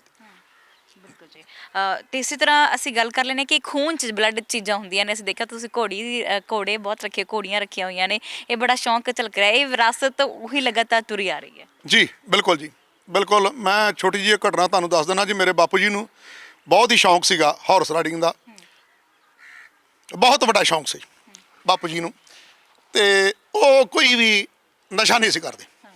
ਇੱਕ ਸਾਡੀ ਫੈਮਿਲੀ ਦੇ ਵਿੱਚ ਬੜੀ ਪ੍ਰਮਾਤਮਾ ਦੀ ਕਿਰਪਾ, ਮੇਰੇ ਫਾਦਰ ਵੀ ਕੋਈ ਡਰਿੰਕ ਨਹੀਂ ਸੀ ਕਰਦੇ। ਜਦੋਂ ਸਾਡੀ ਰਿਸ਼ਤੇਦਾਰੀ ਇਹਨਾਂ ਨਾਲ ਕੈਪਟਨ ਅਮਰਿੰਦਰ ਵਾਲਿਆਂ ਨਾਲ ਬਣੀ, ਉਦੋਂ ਸਾਡੇ ਫੁੱਫੜ ਜੀ ਨੇ ਮੇਰੇ ਫਾਦਰ ਨੂੰ ਡਰਿੰਕ ਕਰਾਉਣਾ ਸਿਖਾਇਆ। ਅਦਰਵਾਈਜ਼ ਮੇਰੇ ਫਾਦਰ ਨੇ ਵੀ ਸਾਰੀ ਉਮਰ ਡਰਿੰਕ ਨਹੀਂ ਕੀਤੀ। ਮੇਰੇ ਬਾਪੂ ਜੀ ਉਸਤਾਦ ਜੈਲਦਾਰ ਹਰੀ ਸਿੰਘ ਜਿਹੜੇ, ਉਹ ਵੀ ਕੋਈ ਡਰਿੰਕ ਨਹੀਂ ਸੀ ਕਰਦੇ। ਕਹਿੰਦੇ ਵੀ ਉਹ ਇੱਕ ਵਾਰੀ ਸਵਾਰੀ ਕਰਕੇ ਘੋੜੇ ਤੋਂ ਆ ਰਹੇ ਸੀਗੇ ਤੇ ਉਹ ਘੋੜੇ ਤੋਂ ਕਿਤੇ ਡਿੱਗੇ ਤੇ ਬਾਂਹ ਟੁੱਟ ਗਈ ਤੇ ਉਹਨਾਂ ਨੇ ਚੜਾਉਣ ਵਾਸਤੇ ਵੈਦ ਉਦੋਂ ਹੁੰਦੇ ਸੀਗੇ, ਉਹਨਾਂ ਨੂੰ ਲਿਆਂਦਾ। ਉਹ ਵੈਦ ਨੂੰ ਕਿਹਾ ਵੀ ਵੈਦ ਸਾਹਿਬ ਜੈਲਦਾਰ ਸਾਹਿਬ ਦੀ ਬਾਂਹ ਚੜਾਉਣੀ ਆ। ਉਹ ਕਹਿੰਦੇ ਜੀ ਇੱਕ ਦਵਾੜ ਕਹਿੰਦੇ ਹਾਫ ਨੂੰ ਜੀ, ਇੱਕ ਦਵਾੜ ਸ਼ਰਾਬ ਦੀ ਮੰਗਾਓ ਵਧੀਆ। ਉਹਨਾਂ ਸੋਚਿਆ ਜੀ ਜੈਲਦਾਰ ਸਾਹਿਬ ਨੇ ਵੀ ਸ਼ਾਇਦ ਇਹ ਬਾਂਹ ਨੂੰ ਲਾਉਣੀ ਹੋਊਗੀ, ਸ਼ਰਾਬ ਕੋਈ ਹੋਊਗਾ ਇਹਨਾਂ ਕੋਲ ਨੁਸਖਾ। ਉਹ ਕਹਿੰਦੇ ਵੀ ਲਿਆਓ ਵੀ ਸ਼ਰਾਬ ਲਿਆਓ। ਉਹਨਾਂ ਸ਼ਰਾਬ ਦੇ, ਉਹ ਕਹਿੰਦੇ ਜੀ 2 ਗਲਾਸੀਆਂ ਵੀ ਮੰਗਾਓ। ਉਹ ਕਹਿੰਦੇ ਜੀ 2 ਗਲਾਸੀਆਂ ਮੰਗਵਾ ਲੀਆਂ ਵੀ ਸ਼ਾਇਦ ਵੈਦ ਸਾਹਿਬ ਨੇ ਪੀਣੀ ਹੋਊਗੀ। ਉਹਨਾਂ ਨੇ ਕਿਹਾ ਜੀ ਵੈਦ ਸਾਹਿਬ ਨੇ ਇੱਕ ਹਾਫ ਦੇ ਵਿੱਚੋਂ ਅੱਧਾ ਆਪਣੇ 'ਚ ਪਾ ਲਿਆ ਤੇ ਅੱਧਾ ਦੂਸਰੇ ਗਲਾਸ ਪਾ ਕੇ ਉਹਨਾਂ ਨੇ ਕਹਿੰਦੇ ਜੀ ਲਓ ਤੁਸੀਂ ਪੀ ਲਓ ਤੇ ਮੈਂ ਵੀ ਪੀ ਲੈਣਾ ਤੇ ਤੁਹਾਨੂੰ ਦਰਦ ਨਹੀਂ ਹੋਊਗੀ। ਉਹ ਕਹਿੰਦੇ ਜੀ ਦਰਦ ਮੈਨੂੰ ਹੋਣੀ ਆ, ਵੈਦ ਸਾਹਿਬ ਆ ਜਿਹੜੀ ਗਲਾਸੀ ਹੈ ਵੀ ਤੁਸੀਂ ਪੀ ਲਓ, ਤੁਸੀਂ ਬਾਂਹ ਚਾੜੋ ਇਸ ਤਰ੍ਹਾਂ ਹੀ, ਮੈਂ ਸ਼ਰਾਬ ਪੀ ਕੇ ਬਾਂਹ ਨਹੀਂ ਚੜਾਉਣੀ। ਮੇਰਾ ਦੱਸਣ ਦਾ ਸਿਰਫ ਤੁਹਾਨੂੰ ਭਾਵ ਇਹ ਸੀਗਾ, ਘੋੜਿਆਂ ਦਾ ਜਿਹੜਾ ਸ਼ੌਂਕ ਸੀਗਾ ਉਹ ਬਾਪੂ ਜੀ ਨੂੰ ਬਹੁਤ ਜ਼ਿਆਦਾ ਉਹਨਾਂ ਨੂੰ ਸ਼ੌਂਕ ਸੀਗਾ। ਫਿਰ ਉਹ ਦਰਬਦਰ ਚੱਲਦਾ ਆਇਆ ਜੀ ਇਸ ਤਰੀਕੇ ਨਾਲ ਹੀ। ਅਸੀਂ ਘਰ ਦੇਖ ਰਹੇ ਹਾਂ, ਅਸੀਂ ਆਮ ਤੌਰ ਤੇ ਡੇਲੀ ਪੋਸਟ ਪੰਜਾਬੀ ਦੇ ਦਰਸ਼ਕਾਂ ਨੂੰ ਬੜੀਆਂ ਸਟੋਰੀਜ਼ ਦਿਖਾ ਚੁੱਕੇ ਹਾਂ, ਜਿੱਥੇ ਜਿੰਨੇ ਵੀ ਜਰਨੈਲ ਹੋਇਆ ਕਰਦੇ ਨੇ ਜਾਂ ਮਹਾਰਾਜਾ ਰਣਜੀਤ ਸਿੰਘ ਦੀ ਗੱਲ ਕਰ ਲੈਣੇ ਤਾਂ ਉਹਨਾਂ ਦੇ ਪੁਰਾਣੇ ਜਿੱਥੇ ਤੇ ਉਹ ਸਮਾਂ ਬਿਤਾ ਕੇ ਗਏ ਨੇ, ਉਹ ਅੱਜ ਹਵੇਲੀਆਂ ਖੰਡਰ ਬਣਦੀਆਂ ਜਾ ਰਹੀਆਂ ਨੇ। ਬਹੁਤ ਬੁਰਾ ਹਾਲ ਹੋ ਚੁੱਕਾ, ਕੋਈ ਉਹਨਾਂ ਦੀ ਸਾਂਭ ਸੰਭਾਲ ਨਹੀਂ ਕਰਦਾ। ਅਸੀਂ ਬਟਾਲੇ ਦੀ ਗੱਲ ਕਰੀਏ ਤਾਂ ਉੱਥੇ ਗੋਲ ਕੋਠੀ ਹੈ ਇੱਕ ਸਰਦਾਰ ਖੁੰਡੇ ਵਾਲਿਆਂ ਦੀ, ਉਹ ਵੀ ਉਹਨਾਂ ਦੀ ਸਾਂਭ ਸੰਭਾਲ ਨਹੀਂ ਹੋਈ ਹੈ। ਜਾਂ ਅਸੀਂ ਬਹੁਤ ਸਾਰੀਆਂ ਕੋਠੀਆਂ ਵੇਖਦੇ ਹਾਂ ਕਿ ਇਸ ਵੇਲੇ ਖੰਡਰ ਬਣ ਗਈਆਂ ਨੇ, ਹੈ ਨਾ। ਸੋ ਅਸੀਂ ਦੇਖਿਆ ਤੁਹਾਡੇ ਘਰ ਆ ਕੇ ਤੁਹਾਡੇ ਘਰ ਦੀ ਉਹ ਜਿਹੜੀ ਵਿਰਾਸਤ ਸੀ ਜਾਂ ਪਿਛਲਾ, ਹਾਲਾਂਕਿ ਢਾਇਆ ਗਿਆ ਸੀ ਅੰਗਰੇਜ਼ਾਂ ਦੇ ਸਮੇਂ ਦੇ ਵਿੱਚ, ਪਰ ਤੁਹਾਡਾ ਜੋ ਪੁਰਾਣਾ ਘਰ ਹੈ ਉਹ ਅੱਜ ਵੀ ਮੌਜੂਦ ਹੈ ਉਸੇ ਤਰ੍ਹਾਂ। ਕਿੰਨਾ ਮੁਹੱਬਤ ਹੈ ਇਸ ਘਰ ਜਿਹੜੀ ਤੁਸੀਂ ਸਾਂਭ ਸੰਭਾਲ ਕੇ ਰੱਖੀ। ਕਿਉਂ ਨਹੀਂ ਸੋਚਿਆ ਕਿ ਮੈਂ ਵੀ ਅੱਜ ਦੇ ਜਿਹੜਾ ਯੁੱਗ ਚੱਲ ਰਿਹਾ, ਨਵੀਆਂ ਕੋਠੀਆਂ ਪੈ ਰਹੀਆਂ ਨੇ, ਉਸੇ ਤਰ੍ਹਾਂ ਇਹਨੂੰ ਤਬਦੀਲ ਕਰ ਲਵਾਂ? ਹਾਂ ਬੀਬਾ ਜੀ, ਇਹ ਬੜਾ ਵੱਡਾ ਇਹਦੇ ਵਿੱਚ ਰਾਜ ਆ ਵੀ ਮੇਰੇ ਫਾਦਰ ਸਾਹਿਬ ਚਾਹੁੰਦੇ ਸੀਗੇ ਵੀ ਅਸੀਂ ਆਪਣਾ ਪੁਰਾਣਾ ਘਰ ਜਿਹੜਾ ਢਾਉਣਾ ਨਹੀਂ ਕਦੇ ਵੀ, ਜਿੰਨਾ ਇਹਨੂੰ ਅਸੀਂ ਮੇਨਟੇਨ ਕਰ ਸਕਦੇ ਹਾਂ। ਕਿਉਂਕਿ ਅਸੀਂ ਬਹੁਤ ਜ਼ਿਆਦਾ ਆਪਣੇ ਕੋਲ ਇਹ ਨਹੀਂ ਸਮਝਦੇ ਵੀ ਇਸ ਵੇਲੇ ਸਾਡੇ ਕੋਲ ਉਹ ਸਮਰੱਥਾ ਜਿਹੜੀ ਪਹਿਲੀ ਸੀਗੀ ਉਹ ਹੈਗੀ ਆ, ਪਰ ਜਿੰਨੀ ਕੁ ਸਾਡੇ ਕੋਲ ਸਮਰੱਥਾ ਹੈ ਉਹਦੇ ਮੁਤਾਬਕ ਅਸੀਂ ਆਪਣੇ ਘਰ ਨੂੰ ਮੇਨਟੇਨ ਕਰਕੇ ਰੱਖੀਏ ਤੇ ਇਹਨੂੰ ਬਣਾ ਕੇ ਰੱਖੀਏ, ਇਹਨੂੰ ਢਾਉਣਾ ਨਹੀਂ। ਉਹ ਮੇਰੇ ਮਨ 'ਚ ਵਸੀ ਸੀ ਗੱਲ ਜੀ। ਮੈਨੂੰ ਸੀਗਾ ਵੀ ਮੇਰੇ ਫਾਦਰ ਨੇ ਕਿਹਾ ਤੇ ਸੋ ਮੈਂ ਤੇ ਉਹਨਾਂ ਜਿੰਨਾ ਕੁ ਚਿਰ ਮੈਂ ਨਿਭਾ ਸਕਦਾ ਇਹਨੂੰ ਨਿਭਾ ਦਿਆਂ, ਘਰ ਨਾ ਢੱਠੇ, ਉਹਨੂੰ ਜਿੰਨਾ ਕੁ ਮੈਂ ਕਰ ਸਕਾਂ ਜੀ ਤੁਹਾਡੇ ਸਾਹਮਣੇ ਆ।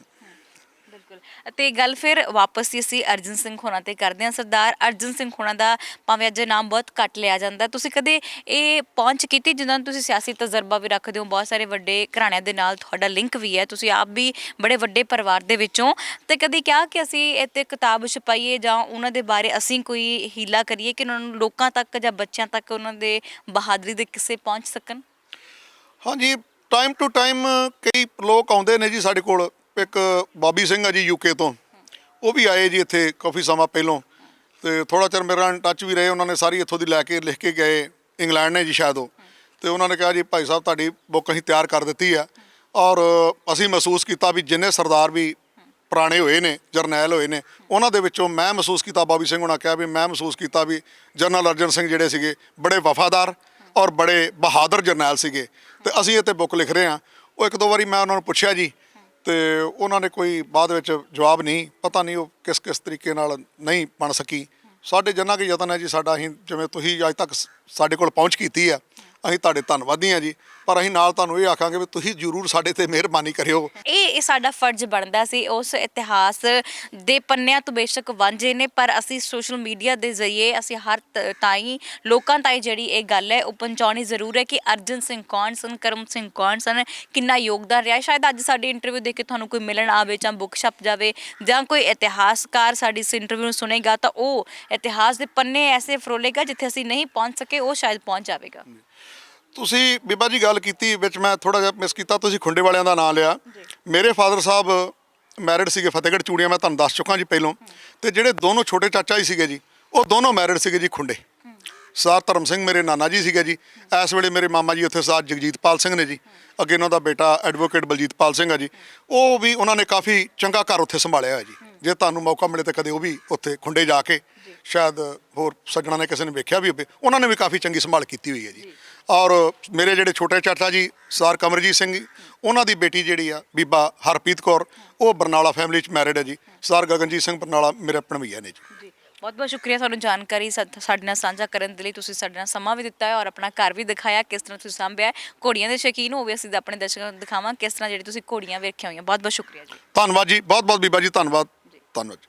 ਸੋ ਬਿਲਕੁਲ ਜੇ ਸਨ ਸਾਡੇ ਨਾਲ ਸਾਹਿਬਜੀਤ ਸਿੰਘ, ਜਿਨ੍ਹਾਂ ਨੇ ਸਰਦਾਰ ਅਰਜਨ ਸਿੰਘ, ਸਰਦਾਰ ਨੱਥਾ ਸਿੰਘ, ਸਰਦਾਰ ਕਰਮ ਸਿੰਘ ਬਾਰੇ ਜਾਣਕਾਰੀ ਦਿੱਤੀ ਹੈ ਕਿ ਕਿੰਨਾ ਵੱਡਾ ਇਤਿਹਾਸ ਇਹ ਸਾਂਭੀ ਬੈਠੇ ਨੇ। ਪਰ ਅੱਜ ਅਸੀਂ ਆਪਣੇ ਕਿਤਾਬਾਂ ਦੇ ਸੁਨਹਿਰੀ ਪੰਨਿਆਂ ਦੇ ਵਿੱਚੋਂ ਇਹਨਾਂ ਨੂੰ ਥੋੜ੍ਹੀ ਜਗ੍ਹਾ ਵੀ ਜਿਹੜੀ ਨਹੀਂ ਦਿੱਤੀ ਹੈ। ਇਹ ਬਹੁਤ ਵੱਡੀ ਜਿਹੜੀ ਅਣਗੌਲਿਆ ਹੋਇਆ ਪਰਿਵਾਰ ਸੀ, ਪਰ ਅੱਜ ਅਸੀਂ ਲੈ ਕੇ ਆਏ ਹਾਂ।